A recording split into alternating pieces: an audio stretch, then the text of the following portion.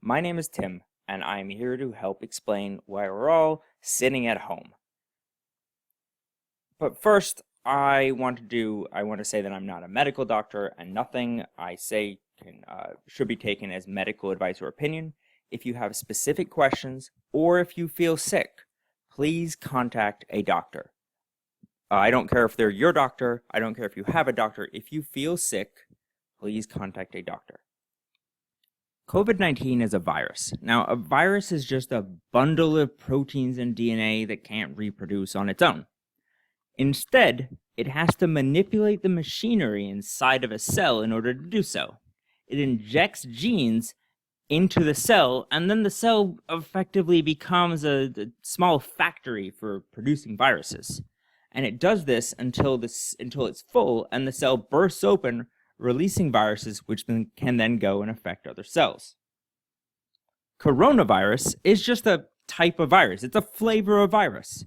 There are loads of different types of viruses. Within the coronavirus group, there are multiple viruses, or rather, there are multiple viruses within the coronavirus category, the first of which is covered in 1965, and they get the name coronavirus because corona means crown in Latin. And when researchers first looked at this under a very powerful microscope, they saw these little protrusions which had little bulbous bits at the end, and they thought, that looks like a crown. Scientists are very boring people, and we just name things based on how they look to us. So, coronavirus. Most coronaviruses will only cause just like a common cold. However, there are some that are a bit more severe. COVID-19 is just the name for this specific, more severe coronavirus. Now, this specific coronavirus, COVID-19, is dangerous for we can boil down why it's dangerous to three specific reasons. The first of these is that each person will spread, it's a very, very infectious disease.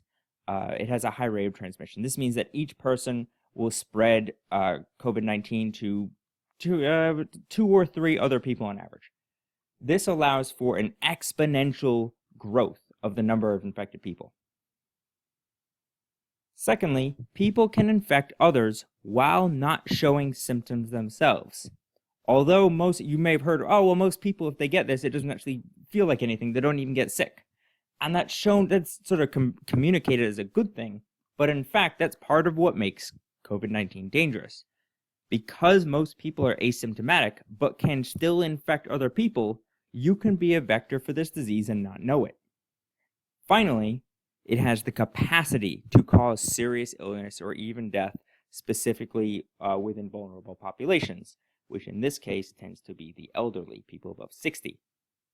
Now, if you think about it, if we were to modify or get rid of any one of these, it wouldn't be such a big deal. If it didn't have the capacity to get us sick, we wouldn't even notice.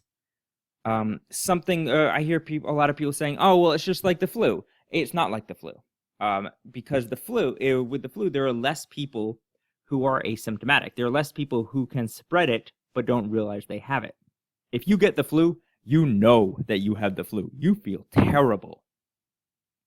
Whereas something like MERS, Middle East Respiratory Syndrome, it's a different coronavirus, which was, I think, in 2012. It was very deadly. It was something like 35 to 40% of people who got it died. It was bad news. But it was never able to do human-to-human transmission very well, or if at all. So even though it was very deadly, it wasn't able to spread fast enough to become a huge problem. This combination of these three factors is what makes COVID-19 dangerous. So we don't have because we've never seen this before, we don't really have hard numbers on how many people are going to be affected by this. But the flu infects between 10 and 20% of the population every year. 20% is sort of the floor for what we're expecting for COVID-19. Say somewhere between 45 and who knows, higher than that. So, in order to spread, any virus needs to overcome two main challenges. The first of these needs to be able to mutate to survive in or transmit to a new host. Different cells behave differently. Right? If the cells within a bat, for example, which is where we think COVID-19 where we think COVID-19 started, has a whole different sort of immune system, whole different biology than humans do. It also needs, in order to spread, it also requires contact. Contact does not need to be physical contact and just be close proximity. So we think that this particular disease started in bats, spread to humans, and then now has undergone mutations to be able to spread from human to human. It's a different sort of set of mutations. So it existed in bats. It had a mutation that allowed it to spread to humans. There was contact between humans and bats. And then it was now in humans, and then it was able to spread, it mutated again, so that it was able to spread to other humans, from human to human transmission. This is where we are now. All of this stuff is in the past. This is where we are now, and this is what we can control.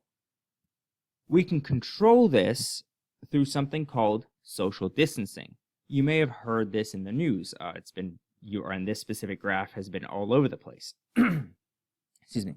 Social distancing refers to changes in individual behavior that can slow or limit the spread of an epidemic. It is effectively collective action against a disease.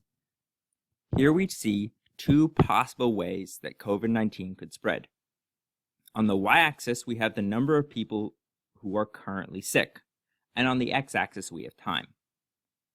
The red curve represents a fast-spreading epidemic, a fast spread of the disease. Lots of person-to-person contact. Whereas the blue curve is the same epidemic, but it has been slowed by people diligently practicing social distancing. The goal here is to not overload hospitals. There is a maximum number of beds or usable space inside of hospitals. And anyone who is sick has a better chance of recovery when they get proper medical treatment. And typically you get that inside of a hospital. But there's actually more to it than this. We can dive deeper into this graph. Because this is a virus that we've never seen before, the global medical community needs to determine the best way to treat it. And researchers need time to develop a therapeutic drug.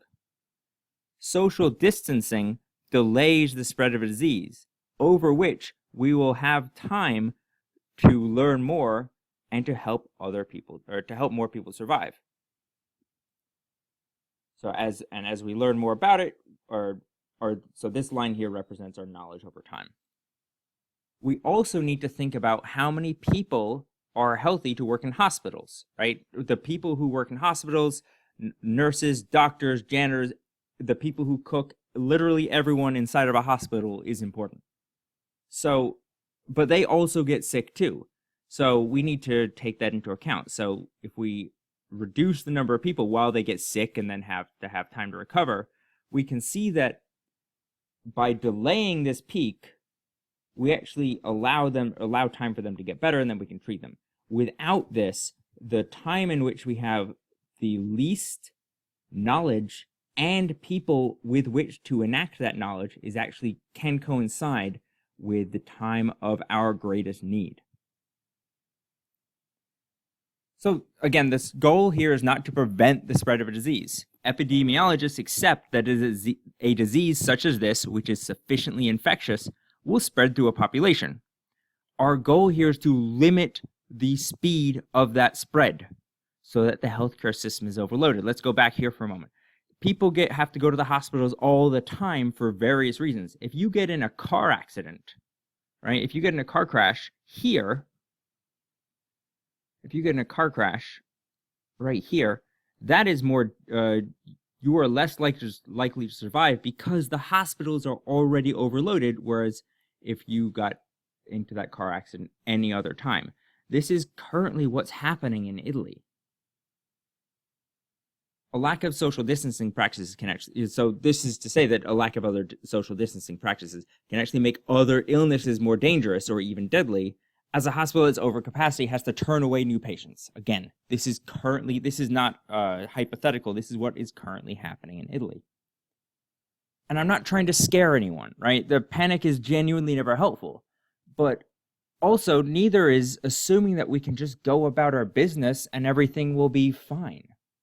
In fact, social distancing, in fact, we have agency, we have power over this epidemic. It may not feel like it, but our individual behavior affects how this virus spreads, and we have agency over the epidemic. We get to choose which of these two curves, which of these two worlds we want to live in.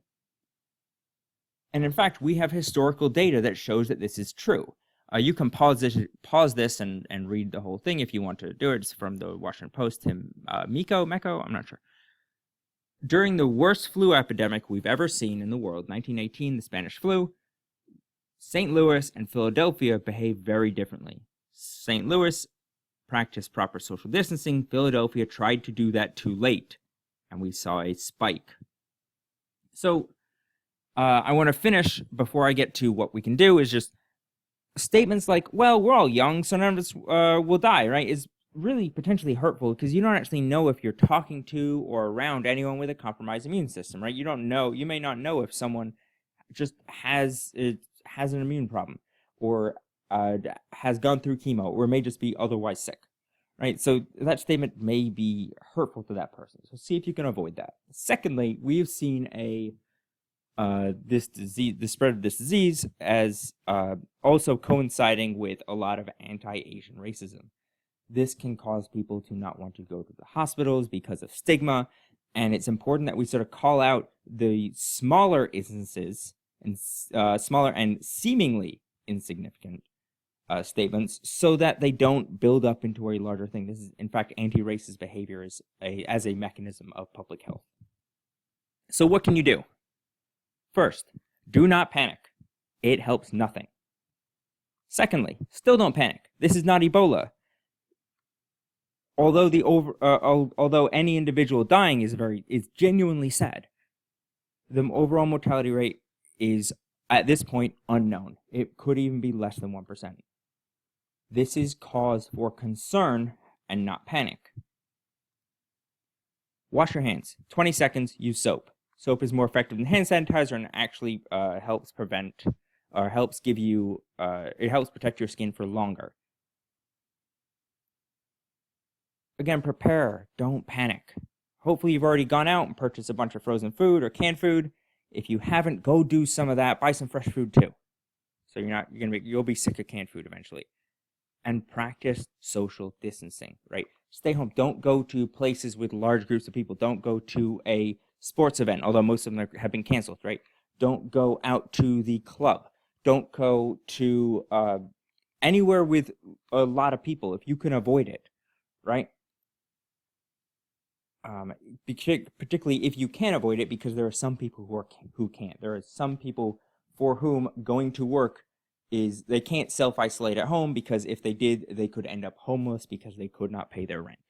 If you can do this, you should. Be careful around immunocompromised people. The people most susceptible to COVID-19 are the elderly. This means maybe don't go visit grandma for the next couple weeks. It will be better in the long term. Finally, if you're going to cough or sneeze, that's the next slide.